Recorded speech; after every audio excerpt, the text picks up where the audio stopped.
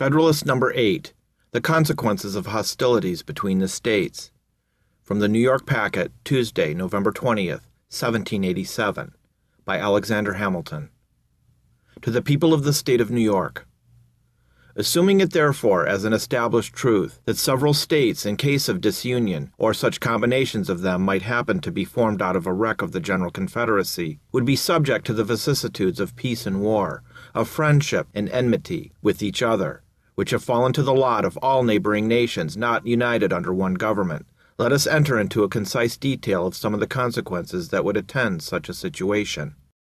War between the states, in which the first period of their separate existence would be accomplished with much greater distresses than it commonly is in those countries where regular military establishments have long obtained. The disciplined armies always kept on foot on the continent of Europe, though they bear a malignant aspect to liberty and economy, have, notwithstanding, been productive of the signal advantage of rendering sudden conquests impracticable, and of preventing that rapid desolation which used to mark the progress of war prior to their introduction. The art of fortification has contributed to the same ends. The nations of Europe are encircled with chains of fortified places which mutually obstruct invasion. Campaigns are wasted into reducing 2 or 3 frontier garrisons to gain admittance into an enemy's country. Similar impediments occur at every step to exhaust the strength and delay the progress of an invader. Formerly, an invading army would penetrate into the heart of a neighboring country almost as soon as intelligence of its approach could be received. But now a comparatively small force of disciplined troops, acting on the defensive with the aid of posts, is able to impede and finally to frustrate the enterprises of one much more considerable. The history of war in that quarter of the globe is no longer a history of nations subdued and empires overturned, but of towns taken and retaken, of battles that decide nothing, of retreats more beneficial than victories, of much effort and little acquisition. In this country, the scene would be altogether reversed. The jealousy of military establishment would postpone them as long as possible. The want of fortifications, leaving the frontiers of one state open to another, would facilitate inroads. The populous states would, with little difficulty, overrun their less populous neighbors. Conquests would be as easy to be made as difficult to be retained. War, therefore, would be desultory and predatory. Plunder and devastation ever march in the train of irregulars. The calamities of individuals would make the principal figure in the events which would characterize our military exploits. This picture is not too highly wrought, though I confess it would not long remain a just one. Safety from external danger is the most powerful director of national conduct. Even the ardent love of liberty will, after a time, give way to its dictates. The violent destruction of life and property incident to war, the continual effort and alarm attendant on a state of continual danger, will compel nations the most attached to liberty to resort for repose and security to institutions which have a tendency to destroy their civil and political rights. To be more safe, they at length become willing to run the risk of being less free. The institutions chiefly alluded to are standing armies and the correspondent appendages of military establishments. Standing armies, it is said, are not provided against in the new Constitution, and it is therefore inferred that they may exist under it. Their existence, however, from the very terms of the proposition, is at most problematical and uncertain. But standing armies, it may be replied, must inevitably result from a dissolution of the Confederacy. Frequent war and constant apprehension, which require a state of as constant preparation, will infallibly produce them. The weaker states or confederacies would first have recourse to them, to put themselves upon an equality with their more potent neighbors. They would endeavor to supply the inferiority of population and resources by a more regular and effective system of defense, by disciplined troops, and by fortifications. They would at the same time be necessitated to strengthen the executive arm of government, in doing which their constitutions would acquire a progressive direction toward monarchy. It is of the nature of war to increase the executive at the expense of the legislative authority. The expedients which have been mentioned would soon give the states or confederacies that made use of them a superiority over their neighbors.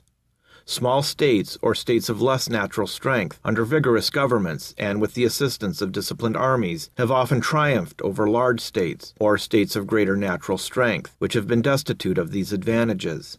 Neither the pride nor the safety of the more important states or confederacies would permit them long to submit to this mortifying and adventitious superiority. They would quickly resort to means similar to those by which it has been effected, to reinstate themselves in their lost preeminence. Thus we should, in a little time, see established in every part of this country the same engines of despotism which have been the scourge of the old world. This, at least, would be the natural course of things, and our reasonings would be the more likely to be just in proportion as they are accommodated to this standard. These are not vague inferences drawn from supposed or speculative defects in a constitution, the whole power of which is lodged in the hands of a people, or their representatives and delegates, but they are solid conclusions, drawn from the natural and necessary progress of human affairs. It may perhaps be asked, by way of objection to this, why did not standing armies spring up out of the contentions which so often distracted the ancient republics of Greece? Different answers, equally satisfactory, may be given to this question. The industrious habits of the people of the present day, absorbed in the pursuits of gain and devoted to the improvements of agriculture and commerce, are incompatible with the condition of a nation of soldiers, which was the true condition of the people of those republics. The means of revenue, which have been so greatly multiplied by the increase of gold and silver, and of the arts of industry and the science of finance, which is the offspring of modern times, concurring with the habits of nations, have produced an entire revolution in the system of war, and have rendered disciplined armies, distinct from the body of the citizens, the inseparable companions of frequent hostility. There is a wide difference also between military establishments in a country seldom exposed by its situation to internal invasions, and in one which is often subject to them, and always apprehensive of them. The rulers of the former can have a good pretext, if they are even so inclined, to keep on foot armies so numerous as must of necessity be maintained in the latter. These armies being, in the first case, rarely, if at all, called into activity for inferior defense, the people are in no danger of being broken into military subordination. The laws are not accustomed to relaxations in favor of military exigencies.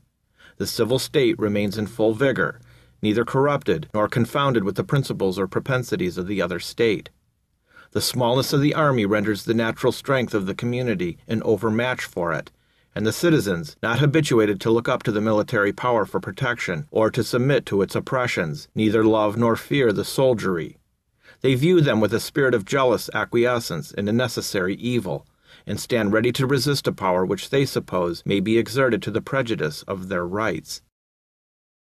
The army under such circumstances may usefully aid the magistrate to suppress a small faction or an occasional mob or insurrection, but it will be unable to enforce encroachments against the united efforts of the great body of the people. In a country in the predicament last described, the contrary of all this happens. The perpetual menacings of danger oblige the government to be always prepared to repel it. Its armies must be numerous enough for instant defense.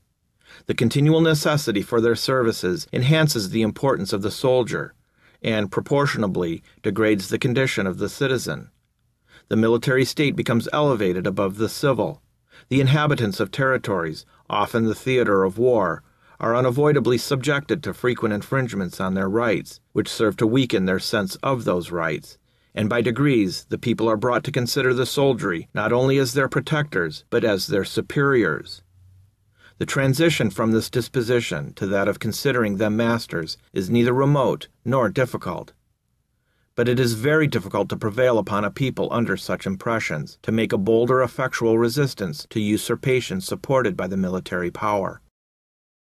The kingdom of Great Britain falls within the first description. An insular situation and a powerful marine, guarding it in a great measure against the possibility of foreign invasion, supersede the necessity of a numerous army within the kingdom. A sufficient force to make head against a sudden descent, till the militia could have time to rally and embody, is all that has been deemed requisite. No motive of national policy has demanded, nor would public opinion have tolerated, a larger number of troops upon its domestic establishment. There has been for a long time past little room for the operation of the other causes, which have been enumerated as the consequences of internal war. This peculiar felicity of situation has, in a great degree, contributed to preserve the liberty which that country to this day enjoys, in spite of the prevalent venality and corruption. If, on the contrary, Britain had been situated on the continent and had been compelled, as she would have been by that situation, to make her military establishments at home coexistive with those of other great powers of Europe, she, like them, would in all probability be, at this day, a victim to the absolute power of a single man. It is possible, though not easy, that the people of that island may be enslaved from other causes, but it cannot be by the prowess of an army so inconsiderable as that which has been usually kept up within the kingdom. If we are wise enough to preserve the Union, we may for ages enjoy an advantage similar to that of an insulated situation. Europe is at a great distance from us. Her colonies in our vicinity will be likely to continue too much disproportioned in strength to be able to give us any dangerous annoyance. Extensive military establishments cannot, in this position, be necessary to our security. But if we should be disunited, and the integral parts should either remain separated, or, which is most probable, should be thrown together into 2 or 3 confederacies, we should be, in a short course of time, in the predicament of the continental powers of Europe. Our liberties would be a prey to the means of defending ourselves against the ambition and jealousy of each other. This idea is not superficial or futile, but solid and weighty. It deserves the most serious and mature consideration of every prudent and honest man of whatever party. If such men will make a firm and solemn pause, and meditate dispassionately on the importance of this interesting idea, if they will contemplate in it all its attitudes, and trace it to all its consequences, they will not hesitate to part with trivial objections to a constitution, the rejection of which would in all probability put a final period to the Union. The airy phantoms that flit before the distempered imaginations of some of its adversaries would quickly give place to the more substantial forms of danger, real, certain, and formidable.